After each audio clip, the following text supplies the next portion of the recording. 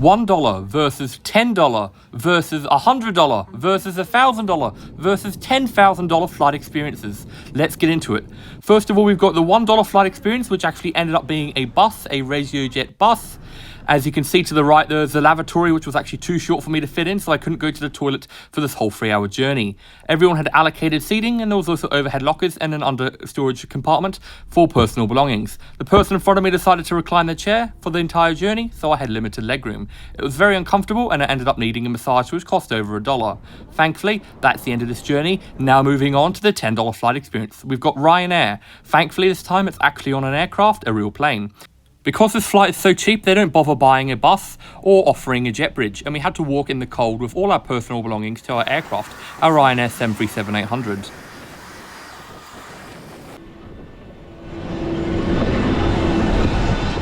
Here's the bright yellow and blue cabin, and unlike the bus, we have no in-flight entertainment screens on this aircraft. The person in front of me got a bit stuck in the aisle, and surprisingly, the legroom was quite good, especially given the fact that I'm 6'4". This mainly comes down to the fact that there's no literature compartment, no storage, and no other add-ons, apart from a very basic and bland tray table. Here's our takeoff from Prague Airport, and the trip will be much faster than going by bus, as we previously did. Unlike the more expensive flights, there's no food, water, pillow, or blanket offered. The bathroom was quite narrow, and unlike some of the other flights, there was actually water and it was working in a usable condition. We finally arrived at Košice Airport and were made to walk back into the terminal. Now it's time for the $100 flight. There was in-flight entertainment screens, but they were all turned off and locked. The legroom was probably a bit better than Ryanair, although we did have a literature compartment that took up some of the space, and there was also no water in the toilet, which was quite a disappointment.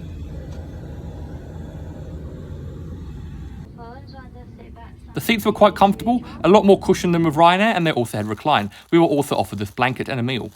Now it's time for the $1,000 flight. As you can see, we obviously have working in-flight entertainment monitors. There's also bigger seats with more legroom and more width. We also have more recline here, and there's also universal charging power outlets, blankets and pillows provided to all passengers.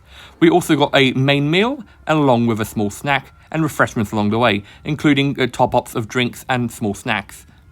The legroom here was much bigger than the previous flights in the bus ride, even though we had the compartment for storage.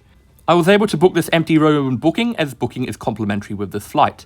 You can also see on our working in-flight entertainment screen, we have a shot of the plane as there's various cameras from the tail, the wing, and also the front of the aircraft, which was quite entertaining to see as we were able to watch our takeoff. As I mentioned, during the flight we were handed various snacks and drinks, and also amenity kits, pillows, blankets, and a main meal. This flight was much more pleasant than the previous ones, and eventually after a few hours, we were inbound to Doha. Upon landing, we were forced into a crammed bus, standing up, to go back to the terminal. Now it's time for the $10,000 flight experience. We were given a private bus, just for business class passengers, where each passenger had their own seat. We had an amazing view, and it made a big difference for this 25-minute journey to the aircraft. And as an av geek, I loved watching all the planes while driving by.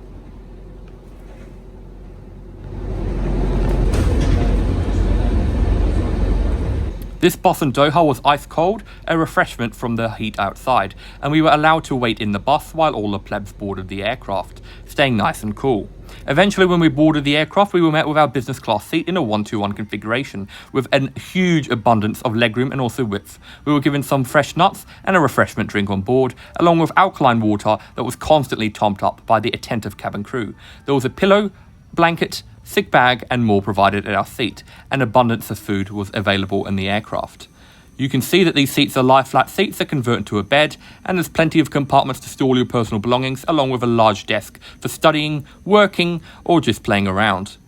You can see that the cabin was also quite empty, but unfortunately, like my previous flight, I was not able to stretch out and lie down across various seats. A paper menu was also provided that comprised of many different drinks and foods, and you can just take a look at the amount of juices they have: apple, mango, cranberry, orange, tomato and more. I had a lovely view from my 2 windows and also my ultra-large screen of our takeoff from Doha on track to Vienna.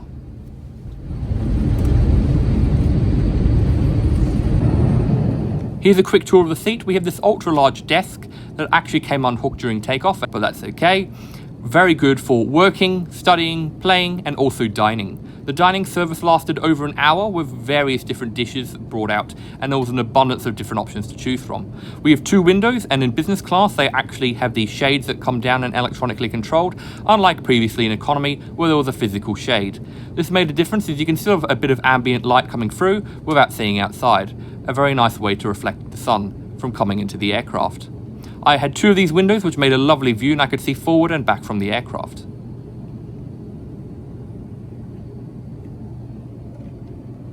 There's also a control panel, so you can change your seat in any way you want, and also put it into a bed, and many compartments to store drinks, food, and personal belongings.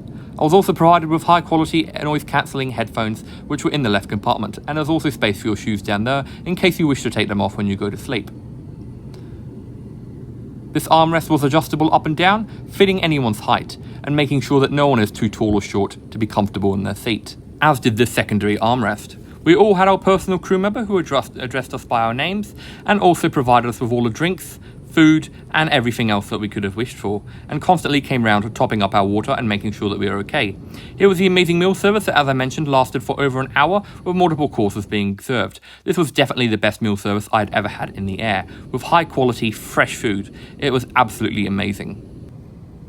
Let me know down in the comments below what you would have chosen to eat. Here's the bathroom, which was very spacious. My 6'4" body was able to fit comfortably, my head wasn't knocked too much, and my hands, surprisingly, unlike all the other flights and buses, were able to fit in the sink, so I was able to actually wash my hands in the air instead of needing to resort to hand sanitizer. And finally, I was able to have a nice rest on board this aircraft. Please consider subscribing if you enjoyed today's video and want to see more. Thanks for watching.